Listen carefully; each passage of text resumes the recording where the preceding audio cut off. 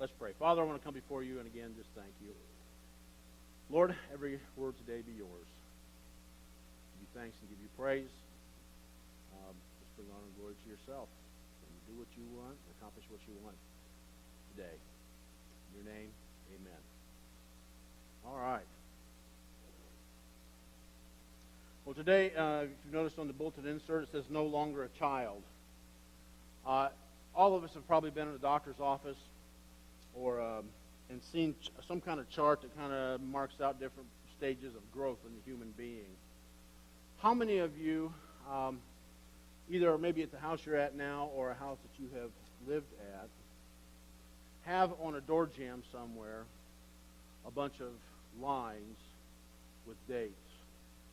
Anybody? Okay, we usually do that with our kids, right? That's a kind of a visual reminder that we can look at, and we can look and see, oh yeah, Junior was this tall back at this time. And we measure their growth. The question that plays in my mind a little bit is how do we measure growth as believers? What are some things that we would be able to look at and go, yeah, I see, I used to be a child, but now I'm getting better, I'm growing, I'm maturing. Just like we keep track of our kids, there is spiritual growth and maturity that God expects within us. He's the one that's behind that and pushes that and opens our minds. And if we submit and if we follow and we subject ourselves or submit ourselves to Him, then there is going to be transformation within our lives. We're going to start out somewhere, but we're not going to stay there forever, just like our kids. We want them to grow. We keep track of their growth. And so today, in the next at least 2 or 3 weeks, we're going to talk about no longer a child. Trigger's not working. What did I do wrong? There we go. And our jumping off place here is in 1 Corinthians chapter 13, verse 11. Now, verse 11 comes right after the love part of chapter 13 of 1 Corinthians. The Apostle Paul then, after he goes through all that, love is this, love is not this, all those things that you hear oftentimes in weddings and various things, he makes this particular statement in verse 11. When I was a child, I talked like a child, I thought like a child, I reasoned like a child. When I became a man, I put childish ways behind me. Now we know in in Corinth, when Paul writes these 1 Corinthians and 2 Corinthians, especially in 1 Corinthians, there's a lot of stuff that he's got to deal with them in this letter. They're a fairly young church, really pagan background. They got a lot of issues going on. We know those when you read 1 Corinthians. There were all kinds of struggles. There was all kinds of things that they needed to take care of, and Paul had to admonish them. He had to encourage them. But basically what it comes down to is the fact that, Paul's telling them, okay, when I was a child, I acted a certain way. I thought a certain way. I behaved. I reasoned a certain way. But you know what? As I got older, as I became a man, I had to put those childish things away. And I began to think like an adult, act like an adult, reason like an adult.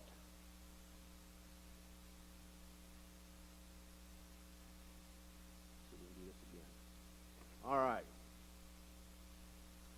Now, this picture, you can see it up there. There's a couple gentlemen who apparently wanted to take a picture of a bear. And that particular bear that day just wasn't in the mood to have his picture taken, apparently. There are situations in our life that happen quite often in our life because this life's unpredictable. Even as believers in Jesus, as followers of Christ, God never promises that we will not have trouble, that we will not have difficulties, that there will not be times when big, scary things happen. To me, this would be ranked right up there as one of the scary things. When God created us, He gave us this instinct, if you will, of fight or flight in situations. Now, obviously, wisely, these two particular gentlemen, in this scary situation, chose flight. You would not win fight with a bear. So the obvious question is, The only one left is run, right? In a scary situation, we run. Now, in these kind of situations, and maybe we've not been chased by a bear, but we've had other scary situations come up in our life. And what do? As believers in Jesus? We do one of two things. We're going to start out with this one. We go to him and we pray, right? Now, in this kind of situation, if you were one of those gentlemen in this picture, there are probably one of three prayers you're going to pray. You're going to cry out to God. The first one would probably be, Lord, help stop this bear from chasing me. Right? The second one might be, if God didn't answer that one right away, the second prayer might be, God, help me run faster. And if that one wasn't working, the last one you might pray is, God, help me outrun my buddy. Okay? I mean, even atheists in the darkest, scariest times, oftentimes, even if it's just desperation, will cry out to God. Sometimes it's almost like a last-ditch thing. But when it gets bad enough, we cry out. I want to thank Steve here for this, because I believe I saw this. Steve shared this. It was on Facebook. I saw this and I went, oh my gosh, that fits so good. Plus the fact, take a second to read it. As a dad, I saw that and go, I would do that. Yes, the problem is that my boys are not young enough to fall for that anymore. So it's like now I see all these things and I go, oh man, like 2 years ago that would have been great. Actually longer than that. Okay? That would have been great. Pull something like that. I just loved that when I saw that thing. But it fit in so perfectly with what we want to talk about today. Because as parents, we've all been there. As kids, we've been there. But as parents, we really realize it more and more. You know, when that dad walked out of that room, you wonder what happened with that little boy. I bet he looked under the bed. Looked in the closet. Or maybe he didn't because he was afraid to. You know, little kids, and I can remember a few times when my boys were real small. You know, when you would go in and tuck them in at night, and I did this when I was real small as well, I didn't want mom or dad, usually mom in my house. I did not want mom to leave. Because as soon as she left, I was sure that the moment that authority figure left my room, walked out the door and down the stairs, and you could hear him hit the last step and on down to the bottom of the house, when that authority figure left, the monster under the bed, or the monster that was in the closet, or the monster that was just outside the window peeking in, waiting for that authority figure, that adult to leave, that's when they'd come out and get you. You know, kids will come up with all kinds of reasons for you not to leave. Don't leave, don't leave. If you leave, that monster will come out, and in the morning, all you're going to find is bones, and you're going to be sorry. I mean, we hear things like that.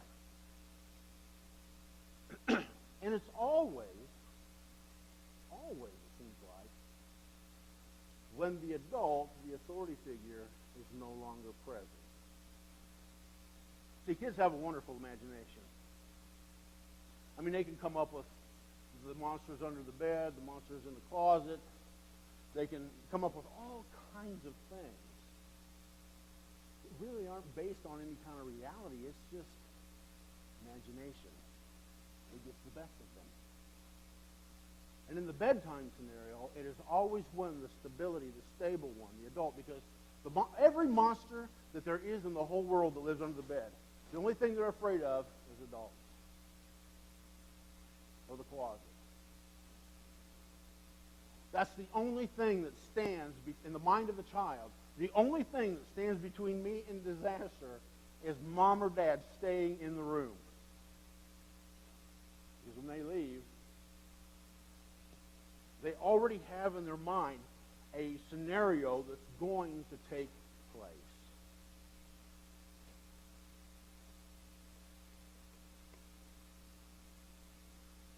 In Isaiah chapter 41, verse 10,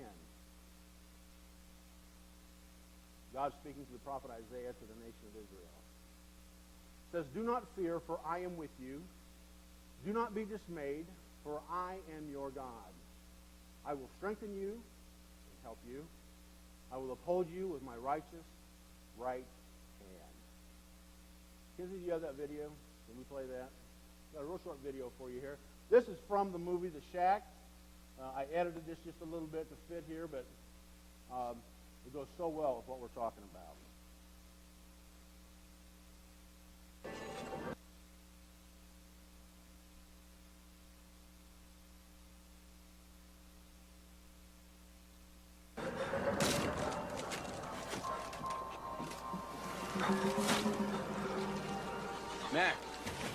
Mac, it's okay. Why are you doing this to me? This isn't me. You told me to come out here. Mac, this is happening inside you. You're letting it consume you, and you don't have to. Just take a deep breath and listen to my voice. Don't look at it, Mac. Look here.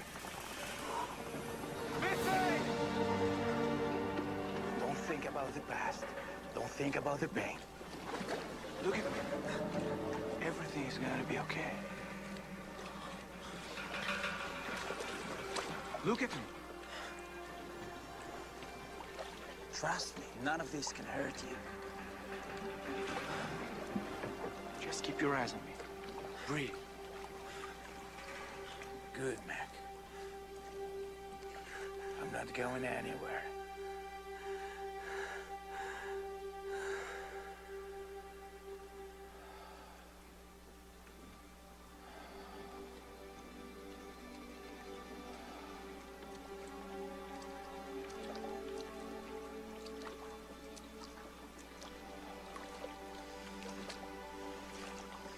Now, let's get you out of this boat. What? You heard me. This is not funny. I'm not joking. You can do this. I can't. Not on your own, you can. I'll sink. No, Mac. You're imagining a future without me, and that future does not exist. I promise to go with you always, right? And I'm right here.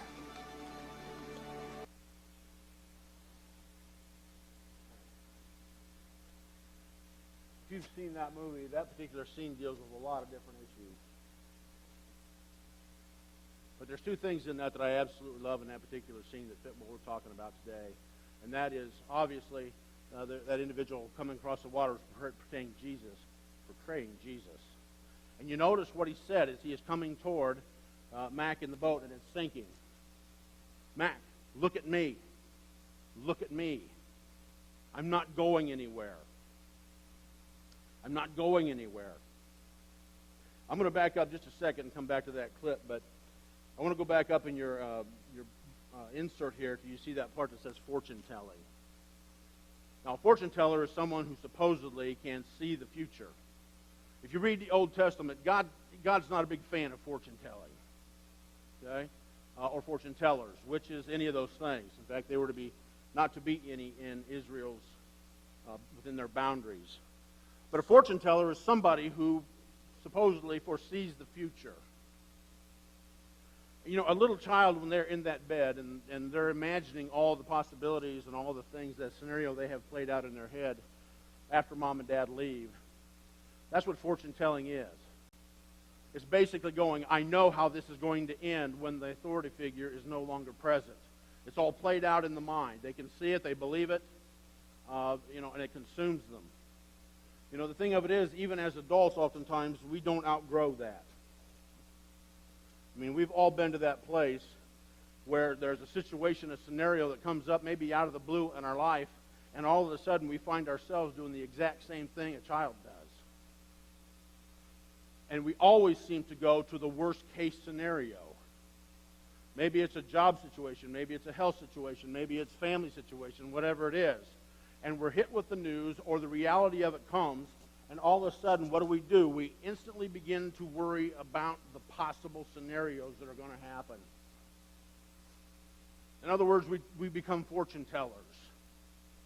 And one of the problems is every time we do that, and it's how fear works, is that when we do that, the one ingredient, the one thing that we are not putting into the picture is God. So as his boat is sinking, the person playing Jesus coming across the water says, "You keep your eyes on me. Look at me. Don't look at it. You look at me. I'm going nowhere. I'm not leaving." When we fortune tell like that, what we basically do is we look at the whole situation minus God.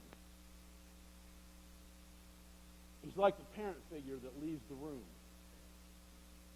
He's not there anymore. And so the worst case scenario is what we expect, worry about, are anxious about, all those sorts of things. There's another verse, or another quote in there. Hopefully you caught it, that I absolutely love.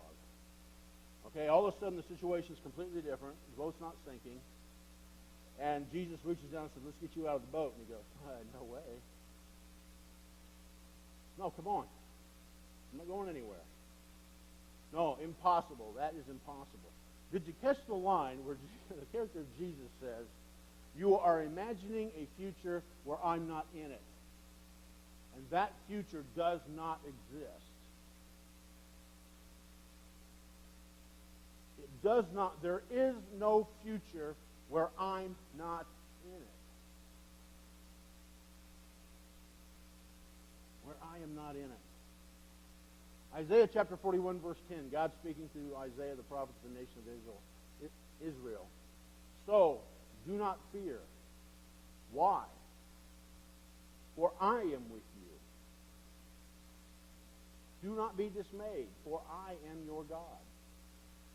I will strengthen you and help you. I will uphold you with my righteous right hand." Let's look at fear. The word fear in that verse means be dreadful, terrified. We get that. When he tells us not to be dismayed, what does that word mean? To gaze about in anxiety. Why in the world would you gaze about with anxiety? Probably we've all been there. That's that situation where we just are dumbfounded, we are panicked, we are looking around, and everywhere we're just anxious. There's just anxiety. It's like that situation when there is no authority, no help. We just feel like there's just nothing that we can do. We gaze around in anxiety. And the only way that you're going to have that happen in your life is if you imagine a future where Christ isn't in it. You find yourself, I'm not saying you can't have some anxiety but when you gaze around, when that thing consumes you, if that consumes you, all you can think about is you're imagining a future where Christ isn't in it. And God is telling his people and us today, don't be afraid because of me. I will not abandon you. I will not leave you. So, when the big ugly rises up, instead of going the way of the child and letting your imagination and becoming a fortune teller come up with all the scenarios where you don't picture me in it, like I have no impact, I'm not around, like the parent that leaves the room. That's not reality. Because whatever the situation is, I'm dead right in the middle of it. I haven't changed. My promises haven't changed. This situation, whatever it is, has not caught me off guard. I've known it was coming. I've done everything to prepare whatever you need to handle whatever situation. You don't need to come up with your own fortune-telling story of how you think it's going to work. The only thing you need to do, look at me. Look at me. He's the reality changer. He's the one. I don't know how many of you, I've had this happen so many times in my life, when I have fallen to this very same thing. Something comes along and all I can picture is the worst of the worst scenario. And you know what? I'm 55 years old. Had a lot of things, so have you. Had a lot of scary things. Had a lot of things come out of the blue. Had a lot of things happen in my life when I had no control over them. But you know what? So far, at the age of 55, my worst case scenario that I ever came up, regardless of the situation, never panned out. I'm not saying difficult things didn't happen, but what I dreamed up my worst fear, when I tried to foretell the future, and it always works that way, that God's left out of it, it never really worked out that way.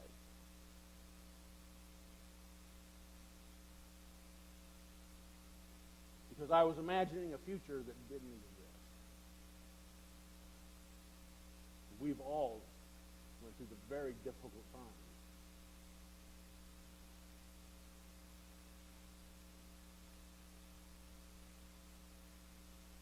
Because even if there was a monster under the bed, even if there was a monster hiding in the closet, the authority figure never left.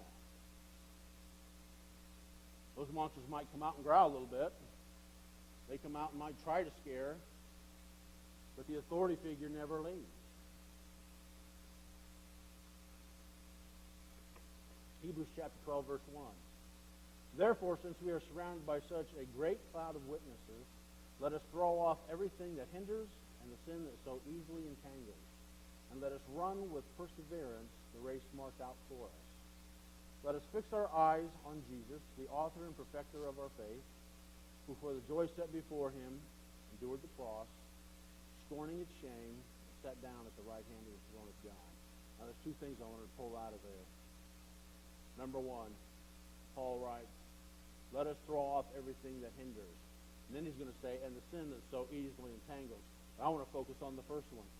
Let us throw off everything that hinders. Let's throw off trying to be fortune tellers.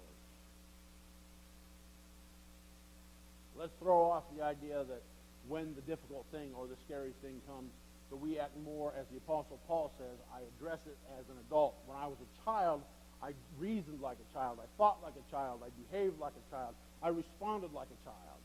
But as I became an adult, I threw those things away.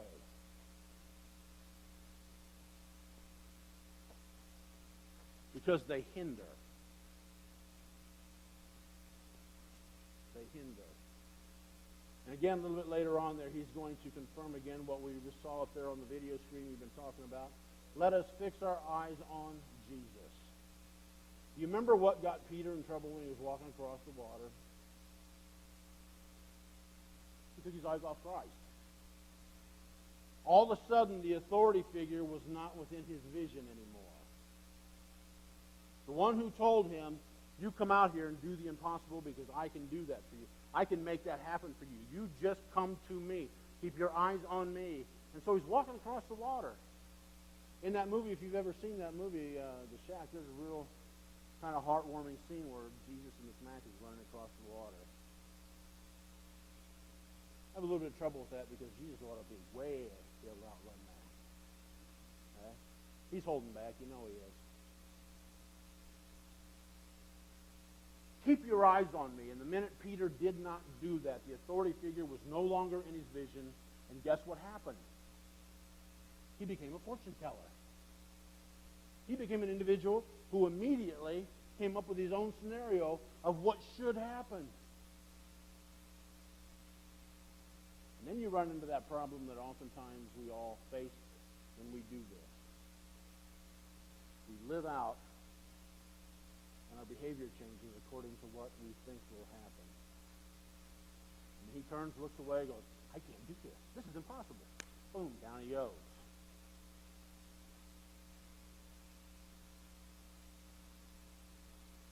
When I create my scenarios on how a very ugly situation is probably going to turn out, oftentimes we will adjust our behavior according to that. Let us fix our eyes on Jesus. Let the first thing be, I cry out to God because he is the authority figure. He is the center. He is the thing that never changes, never leaves.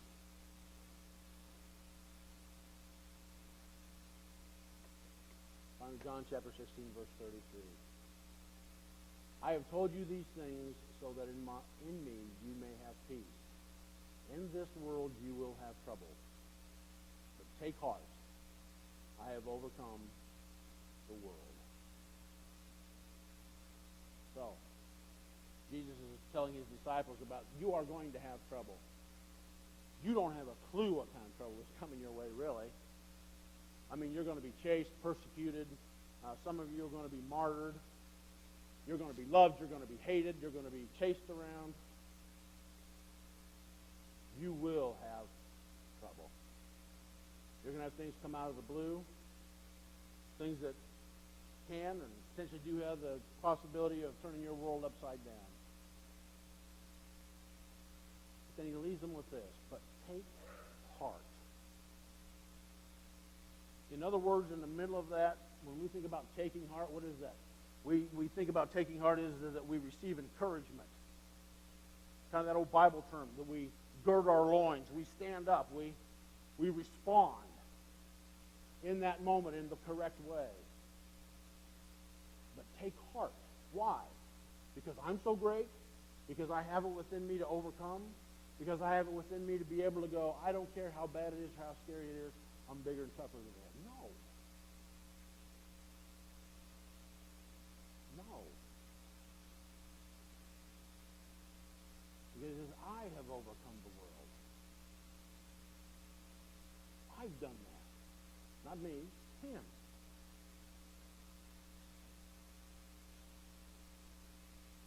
How do we respond to the things of this life? How do we respond with the unknowns of this life? How do we respond to the worries and fears that want to creep into our lives in any and every way? There's a couple ways to do this. Paul says, when I was a child, I did these things. And now that I'm adult, I put those things aside and I act and behave like an adult.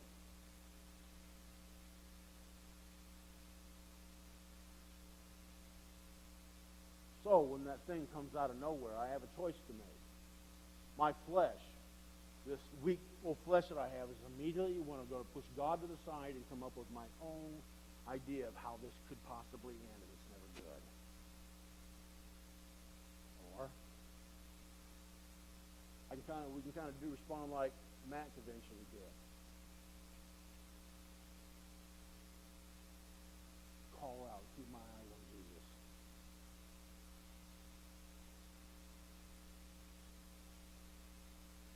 Hold on to the idea and the truth of the fact that there is no future in your life as a believer in Jesus Christ where he is not in it, in the middle of it.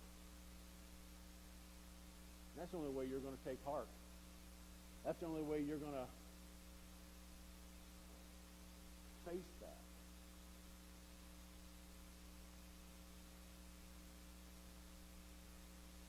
You know, as children, we think we would learn. So mom and dad leave the room with the child convinced that they are about to be eaten by the monster. And every morning they wake up and guess what? They didn't get eaten. But then that next night, what happens? Same routine. Okay? We survived the night before, why don't we learn? Imagination takes over. It's a repeated thing. But as adults, we need to break that. We need to break that. If you're here today, and you're living right now with the idea of a future where Christ isn't in it, I believe God is calling us. I haven't left. I'm going nowhere. There is no such future like that. God may be speaking to your heart right now. It's time to put the childish things away, and it's time to deal with this as an adult, and I'm right here. This altar is open.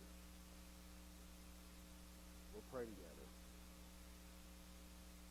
Let's pray. Father, I want to come before you today, and I want to thank you. We don't do things perfectly, Lord. We are imperfect.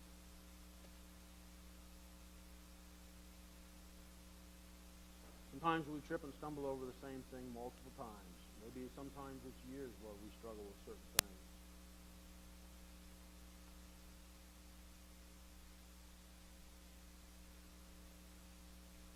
Yet, Lord, you, not only do you live in us, but Lord, you give us everything that we need.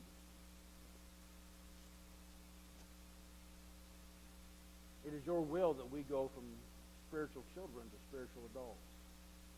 That's a long and difficult process.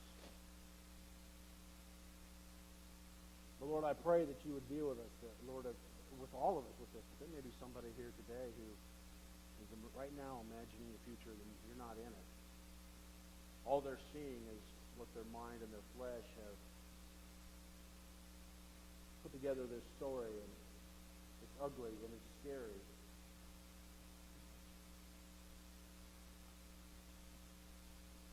They may be dismayed. They are looking around with great anxiety.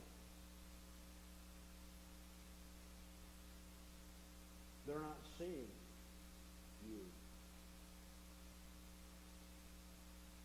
The fear is just driving them. The fear loves to try and make you disappear. Put you off to the side out of our vision.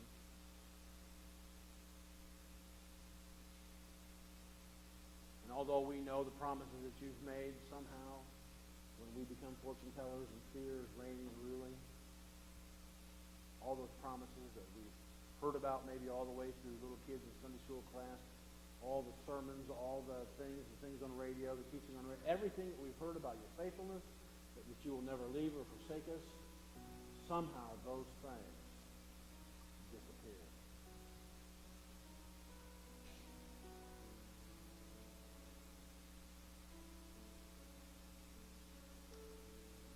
Lord, I just want to ask you to speak to hearts here today. I pray, God, that if we're not children anymore, Lord, then we would reach out to you and say, God, I've been doing that. I've imagined the future without you. Grow me up, God. Help me understand, Lord, any boogeyman.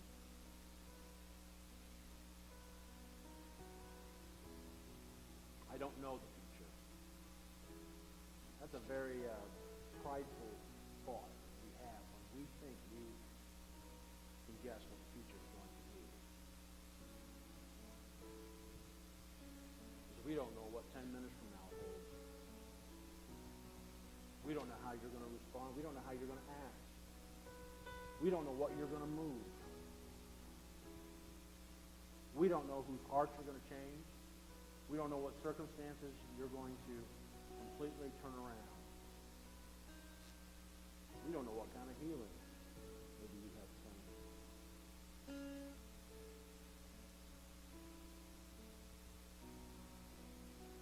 So Lord, I pray you would speak to hearts here today.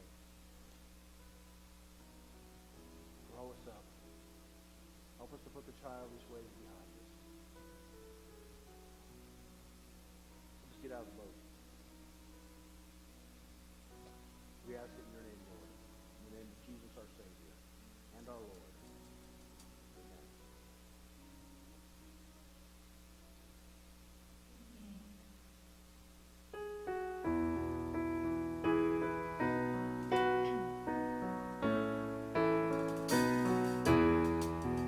Come thou fount of every blessing, tune my heart to sing thy grace.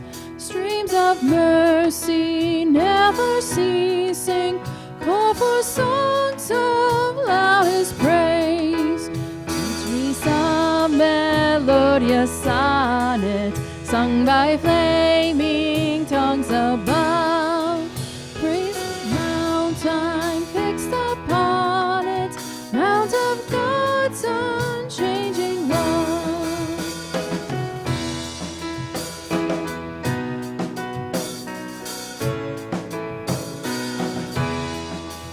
Here I raise my Ebenezer, hither by thy help I come, and I hope by thy good pleasure safely to arrive at home. Jesus sought me when a stranger, wandering from the fold of God. He to rescue me from danger interposed his precious blood.